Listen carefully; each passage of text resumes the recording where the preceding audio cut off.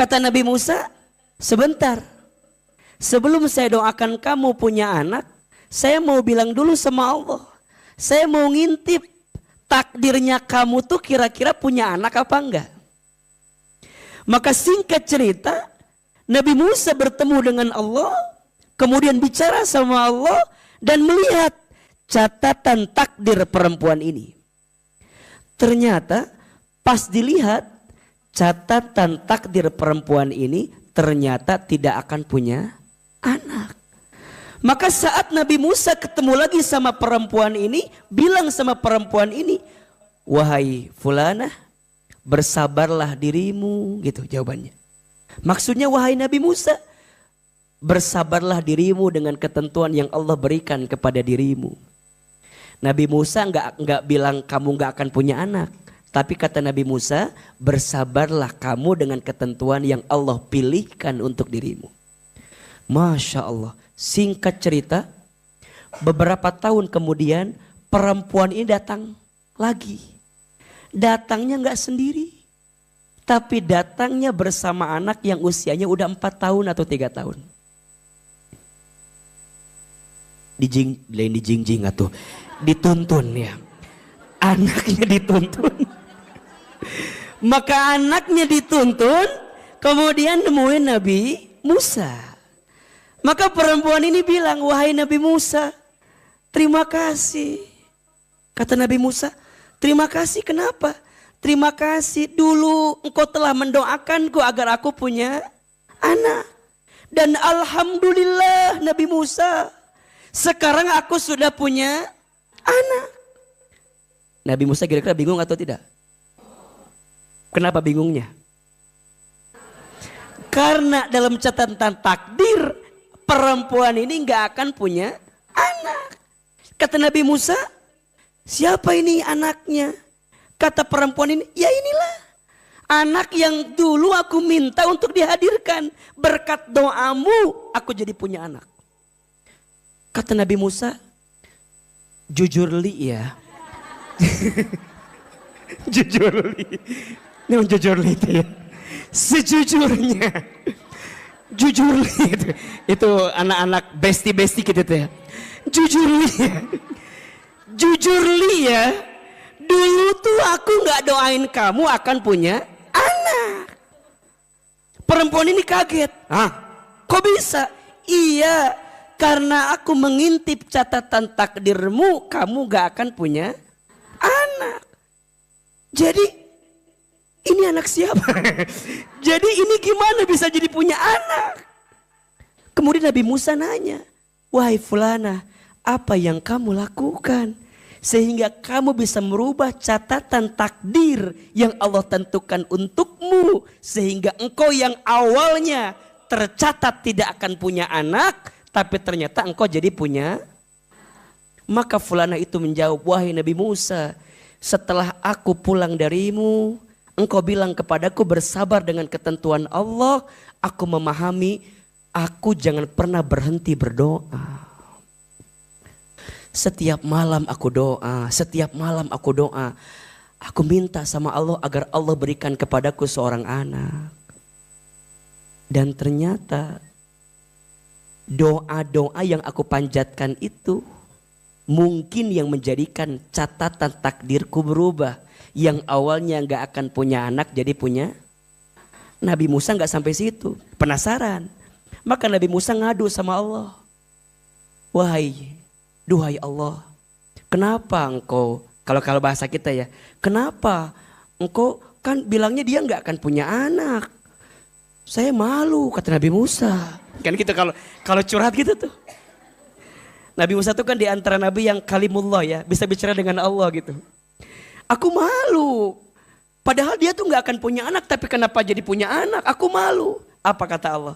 Wahai Musa, sungguh doanya di setiap malam yang merubah catatan takdir yang aku tetapkan, aku berikan kepadanya karena doa yang dia panjatkan setiap malam. Maka mohon maaf Bunda, sekarang apapun yang sudah terjadi dengan Bunda, rubah dengan apa? Doa. Makanya izin, mohon maaf, jangan nanggung kalau punya keinginan. Karena kita punya apa? Doa. Maka doa bisa merubah takdir. Tidak ada satu hal yang paling terdepan melebihi takdir kita kecuali apa? Doa. Satu, doa itu adalah ibadah yang paling mudah. Dua, doa itu adalah cara kita berkomunikasi sama Allah. Tiga, doa itu bisa merubah takdir. Dan yang keempat, doa itu senjata orang beriman. Ad-doa'u silahul mu'min. Doa itu senjata orang beriman. Makanya mohon maaf bunda sayang, kalau kita mengedepankan kemampuan kita sebagai manusia, ada batasnya atau tidak? Ada. Makanya izin mohon maaf, kalau bunda udah ngerasa kok hidup ini tuh beratnya luar biasa. Udah gak ada pundak untuk aku bersandar. Udah gak ada telinga yang bisa mendengarkan curhatanku. Bagaimana caranya?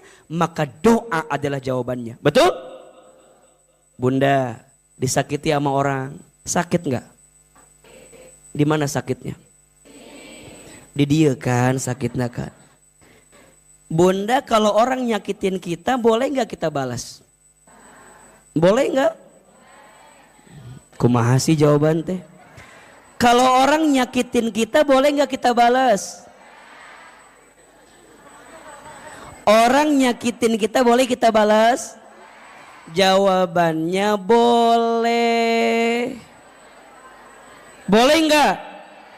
Asalkan balasannya harus sama dengan cara dia menyakiti kita.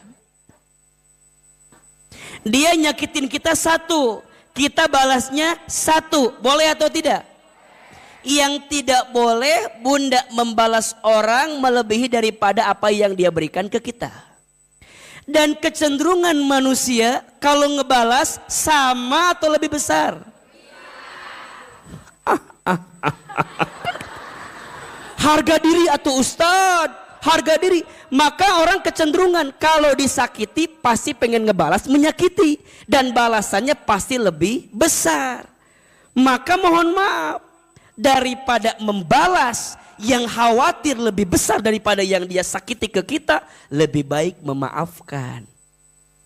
Tapi enak banget ya, dia nyakitin saya, dia mengobrak-abrik perasaan saya, dia ngambil harga diri saya, dia zolimin, dia nyakitin, dia ngomongin, dia merenggut harga diri, dia mengacaukan kehidupan. Enak banget itu orang ustad. Maka gimana caranya? Doain. Karena sebaik-baiknya yang balas siapa? Kalau bunda ngebalas, zolimin balik, berarti bunda tuh gak percaya Allah sebaik-baiknya yang membalas. Dan ingat, cara Allah membalas bukan nyakitin orang yang nyakitin kita. Tapi cara Allah membalas, Allah akan membahagiakan hatimu yang sedang tersakiti. Itu rumusnya. Jadi doanya bukan, ya Allah, hancurkan orang. Itu mah gak yakin sama Allah. Kan sok itu. Ya Allah, setega itu dia sama saya. Tolong ya Allah, kalau dia pakai mobil tabrakan ya Allah. Bukan. Cara Allah ngebalas boleh jadi bukan balas nyakitin orang yang nyakitin kamu, Besti. Sayang. Jadi bukan, ya Allah, kapan orang itu hancur ya Allah. Aku udah hancur, aku udah sakit. Bukan. Cara Allah ngebalas bukan menghancurkan orang yang nyakitin kamu, tapi cara Allah membalas akan ngebahagiain hati kamu. Makanya nanti kalau kamu ditinggal sama orang sakit kan? Kok bisa tuh dia tuh tega banget ninggalin saya. Aku tuh lagi cinta-cintanya banget sama dia. Tapi dia tuh malah ninggalin, kan sakit. Orang itu mungkin pergi ninggalin kamu, tapi nanti Allah kirimkan orang lain yang bisa membahagiakan kamu. Bunda izin dizolimi sama suami, pernah nggak? Oh enggak, aman berarti. Bunda dizolimi sama suami, ada yang begitu? Ada. Bunda jangan doa, ya Allah hancurin suami saya ya Allah. Jangan. Izin suami bunda misalnya suami bunda misalnya diambil sama perempuan lain. Bukan diambil, tapi suami bunda dikasih hati yang lebih lapang sehingga bisa menyimpan perempuan lain di dalam hatinya. Ilmu nih, ini ilmu bukan kode ya mah, biar kita ngerti ilmu nak gitu. Kan bunda sok itu, Ustadz dia ngambil suami, bukan ngambil. Suamimu dikasih hati yang lapang sehingga masih ada space bagi perempuan lain. Itu pun kalau dia mau. Ya kalau enggak mah orang nuriu atuh coba. Jadi kita dikasih lapang. Nih bunda jangan bilang, Ustadz, oh suami saya ambil, tapi hancurkan hidupnya. Aku percaya rezeki setiap istri beda-beda. Dia jadi orang karena aku istrinya. Dia nikah sama yang lain belum tentu sama dengan aku rezekinya. Nggak boleh gitu. Kan bunda punya asaha yang hancur we suami teh. Ulah, apalagi bunda udah punya anak dari suami bunda. Kalau dia hancur rezekinya kumaha budak bunda. Kumaha nafkahna, ulah kitu ngadoakeunana. Ya Allah, jika dia harus pergi meninggal kieu kernaon bunda teh ngerasa bahwa abi mah da aku mahanya rumah tangga meni asa riweuh rumit, apa harus berpisah? Jika berpisah menjadikan kita makin dekat ke Allah, mangga. Kan sok riweuh urang mah. Ngahiji liur, berpisah liur, hayang naon ari maneh teh atuh. Jadi kumaha tuh Ustadz? Coba lebih tenangkan hati. Jadi cara ngebalasnya bukan doain yang sakit juga. Ya Allah, cukuplah engkau ambil kebahagiaanku yang satu, tapi aku percaya engkau sedang nyiapin kebahagiaanku yang lainnya ya Allah. Tuh kan teriakan tersakitnya begitu, beda. Agak dari hati gitu biasanya. Maka nanti bunda lihat biasanya ya.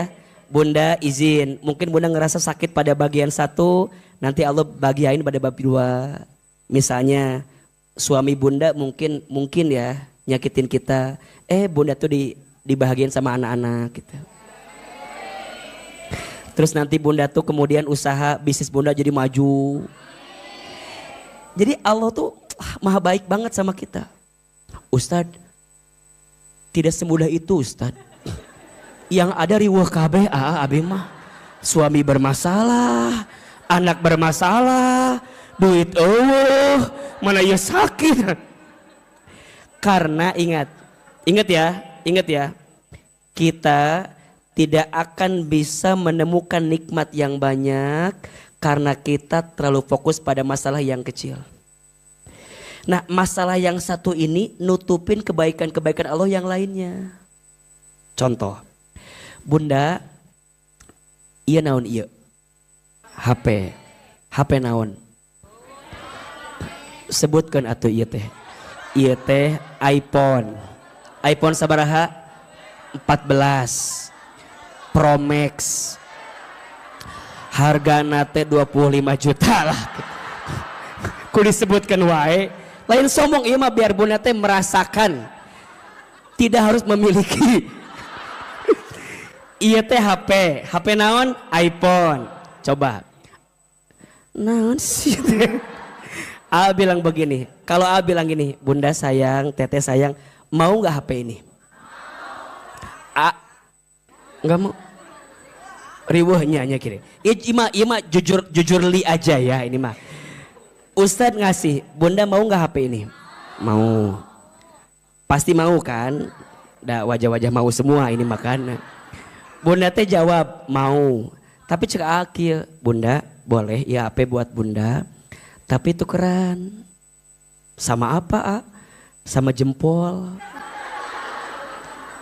Nah A teh minta jempol saya, kenapa? Saya bilang, nya bunda ada Ahilman mah di rumah teh lagi koleksi jempol-jempol manusia gitu.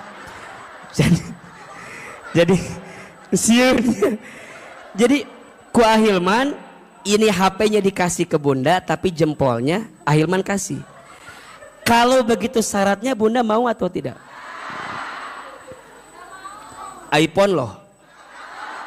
Pro Max 14 25 juta harganya. Bunda teh tapi jempolnya ke AA, mau atau tidak? Pertanyaannya, kenapa tadi sebelum ada syarat jempolnya buat AA, bunda mau? Tapi pas syaratnya jempolnya dikasih ke AA, tapi bunda nggak mau, kenapa? Itu bisa ngetik kan, liar kan. Tapi begini, bunda teh selama ini lupa mensyukuri nikmat jempol. Tapi bunda fokus sama apa yang belum bunda miliki. Betul nggak? Coba, lamun eueuh jempol kabayang, kumaha ieu teh? Tapi bunda nggak pernah mikirin jempol ini hilang. Kenapa nggak pernah mikirin? Karena udah ada di bunda, betul nggak? Pas sekarang AA bilang sini jempolnya, nggak mau. Malah bunda sibuk mikirin yang belum bunda punya. Betul apa betul? Dalam hidup sering begitu. Mikirin apa yang belum kita punya sampai bikin stres. Tapi bunda nggak pernah bersyukur sama apa yang sudah bunda punya. Betul apa betul? Nu aya, lihat. Allah cabut nikmat sama yang ada karena bunda fokus sama yang tidak ada. Bunda fokus sama yang kecil sampai bunda melupakan nikmat besar yang Allah berikan kepada bunda. Betul apa betul? Iya apa iya? Oke, suami bunda misal pada bagian yang satu nyakitin bunda. Oke, aku itu terima itu. AA, aku tuh nggak terima. Nah, nggak terima, dan nggak terjadi. Bunda mau bilang nggak bisa, terima, sudah terjadi, betul nggak? Sama kayak begini sok lucu orang mah, ngumpul sama teman-teman, ayo nu hitut, dan kadang-kadang mohon maaf, yang kentutnya nggak ada bunyi lebih bau, betul nggak? Non iya gitu kan set. Oke, ketika itu kentutnya keluar, baunya hadir dalam kehidupan kita kan gitu.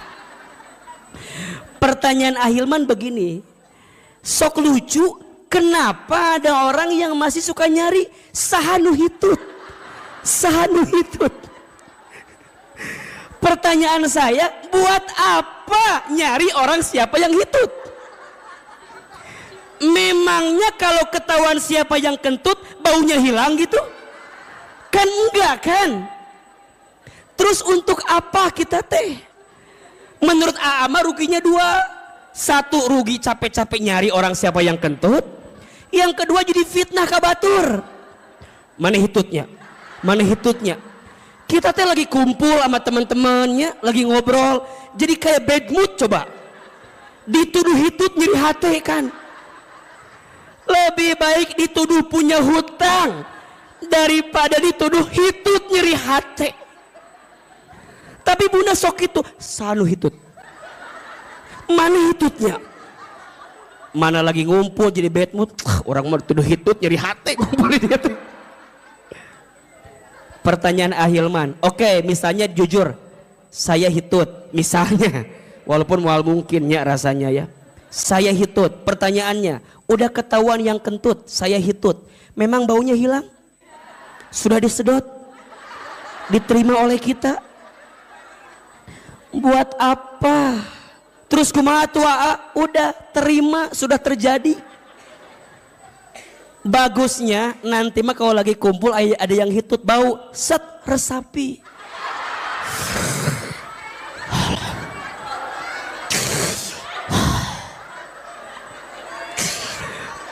nikmat ya Allah. Nikmat ya Allah. Kudu gitu. Bunda teh syukur. Satu, syukur apa? Syukur hidungnya masih berfungsi. Betul? Kalau nggak bisa bedain baunya mana, palaur corona orang teh. Jadi nanti mah ada yang kentut. Ya. Nikmat syukur kalau hidungnya masih berfungsi. Betul? Yang kedua, ngurangin dosa. Jangan nuduh orang lain. Set. Tahan. Nggak usah nyari siapa yang kentut, nggak usah. Yang ketiga, jadi jalan dakwah. Syukuri semua nikmat yang Allah berikan kepada kita. Udah. Sama. Halo, ngerti apa enggak ini teh? Ngerti apa enggak? Dalam hidup, Bunda kan taruhlah, itu teh kan menyakiti hati kita kan. Anggap aja ada part hidup tuh menyakiti kita. Udah terima aja karena udah terjadi. Sisanya jangan fokus sama yang nyakitin, fokus sama yang ngebahagiainnya. Tapi tidak ada yang membahagiakan yang lain. Ada. Cara pandangmu tidak bisa melihat yang membahagiakan karena cara pandangmu fokus sama yang menyakitimu. Makanya ulah didinya masalah satu menit dibawa kemana-mana. Kan sok itu ibu-ibu mah. Masalah jeung suami 7 tahun lalu diangkat dia ayeuna. Bapak mah gak pernah berubah. Dari 17 tahun yang lalu. Cek bapak nanti, nu mana orang poho deui, nu mana masalah. Coba, kenapa? Karena perempuan mudah merekam sesuatu yang tidak baik dalam hidupnya. Coba rekamnya yang enak-enak aja. Ustadz, aku tuh tidak bahagia karena dulu aku tidak bahagia. Dipikir-pikir, atau dipikir-pikir, wae. Kan udah gak bahagia dulu teh. Kenapa masih menghadirkan yang tidak bahagia untuk hadir sekarang? Bunda jadi gak ngelihat yang bahagia karena ketutup sama yang tidak bahagia. Betul apa betul? Maka doa senjatanya orang beriman. Ngadoa ke Allah. Kalau udah gak ada telinga, orang bisa dengerin kita. Kalau udah gak ada pundak, kita bisa sandar sama dia. Udah, doa. 4 alasan kenapa doa sangat penting. 1, doa itu apa? Ibadah yang paling mudah. 2, doa itu apa? Cara kita berkomunikasi sama Allah. 3, doa itu apa? Bisa merubah takdir. Yang keempat, doa itu apa? Senjata orang beriman. Pertanyaannya, Bunda sering berdoa atau enggak? Sering aja, sering banget. Dari doa yang Bunda panjatkan lebih banyak yang dikabul. Kenapa yang ditolak? Yang sudah dibahas hari itu mah tuh. Dari doa yang Bunda panjatkan lebih banyak yang dikabul. Kenapa yang ditolak? Punten, Bunda, kadang ya, punten ya. Kadang kalau kita bandingkan antara doa yang belum Allah kabulkan, rasa-rasanya lebih banyak yang Allah kasih segala sesuatu yang tanpa kita minta sama Allah. Betul nggak? Kalau Bunda bandingkan antara yang Bunda doakan dengan yang tanpa Bunda doakan, tapi Allah kasih ke kita, lebih banyak yang mana? Lebih banyak yang Allah kasih tanpa kita doakan. Betul apa betul? Berarti pertanyaannya sekarang begini. Mana yang lebih penting? Mana yang lebih penting? Dikabulkan doanya atau diberi kesempatan berdoa? Ulangi. Mana yang lebih penting? Dikabulkan doanya atau dikasih kesempatan berdoa? Pertanyaannya, Bunda suka gak doa sama Allah agar dikasih kesempatan berdoa? Bunda lebih banyak minta sama apa yang Bunda pengen daripada Bunda minta sama Allah, ya Allah berikan kesempatan aku untuk selalu berdoa kepadamu. Padahal dikasih kesempatan berdoa itu penting atau tidak? Makanya kata Umar bin Khattab radhiyallahu an, bagus sekali ini pernyataannya. Aku tidak gelisah dan tidak takut dengan doa yang Allah belum kabulkan. Aku lebih takut, kata Umar, ketika Allah tidak memberikan kesempatan kepadaku untuk berdoa lagi. Jadi dikasih kesempatan berdoa itu nikmat. Tapi jarang kita minta sama Allah agar dikasih kesempatan untuk apa? Berdoa. Betul apa betul? Iya apa iya? Padahal ingat, doa itu perintah dari siapa? Allah. Jadi yang nyuruh berdoa siapa? Allah. Saat bunda berdoa dikabulkan tidak? Selama bunda berdoa dapat pahala atau tidak? Karena yang minta doa siapa? Allah. Sok dibuka. Surat Ghafir atau surat Al-Mu'min. Surat ke-40 kalau tidak salah, ayat 60. Surat apa? Ghafir atau dalam surat lain disebut Al-Mu'min. Surat ke-40 ayat 60. Dalam mushaf lain namanya Ghafir, dalam mushaf lain namanya Al-Mu'min. Dua-duanya sama. Surat Ghafir ayat ke-60. Perhatikan bahwa doa itu perintah dari siapa? Allah. A'udzubillahi minasyaitonirrajim. Bismillahirrahmanirrahim. Wa qala rabbukum. Dan Allah berfirman kepada kamu sekalian. Apa perintahnya? Ud'uni astajib lakum. Berdoalah kepadaku, astajib lakum, aku perkenankan bagimu. Jadi yang minta doa itu siapa? Allah. Yang nyuruh berdoa siapa? Allah. Yang pengen kita terus berdoa siapa? Allah. Agak panas ya? Kenapa? Dari tadi kunaon ya teh? Karena jamaahnya banyak ya, Masya Allah. Walau banyak-banyak ting jamaah teh atunya bete hareurin ieu teh berenang gitu. Masya Allah. Terima kasih ya bunda ya. Mudah-mudahan AC Asofia tambah dingin lagi nanti ya. Doakeun nya PK-na sing ini sing nambah. Infaknya kudu banyak berarti ini mah biar tambah infaknya. Insyaallah. Insyaallah terima kasih ya Masya Allah. Sieun ahilman yang belum mandi ini teh atau apa. Jadi saya teh ada apa orang ucan mani itu asa panas kieu. Bunda juga panas kan? Panas. Ya ini masih enak lah ya. Kabayang di neraka gimana enggak? Udah pernah magang di sana belum? Belum kan? Janganlah ya. Lanjut. Ud'uni astajib lakum. Berdoalah kepadaku maka aku perkenankan. Jadi yang minta berdoa itu siapa? Allah. Berarti sekarang kalau hambanya berdoa Allah senang tidak? Kalau kita doa Allah senang tidak? Senang. Nah pertanyaannya, doa teh naon artina? Doa itu artinya memohon dan meminta. Apa?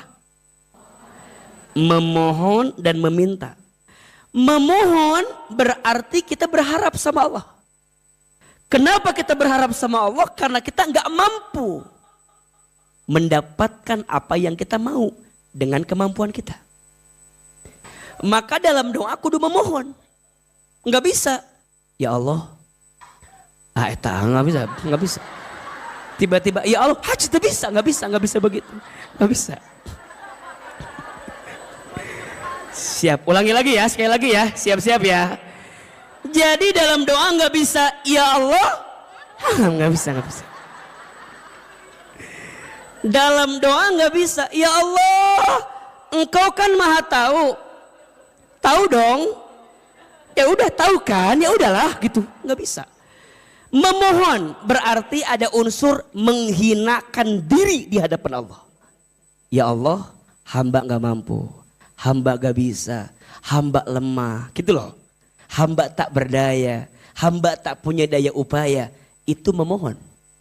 Memohon artinya kita melemahkan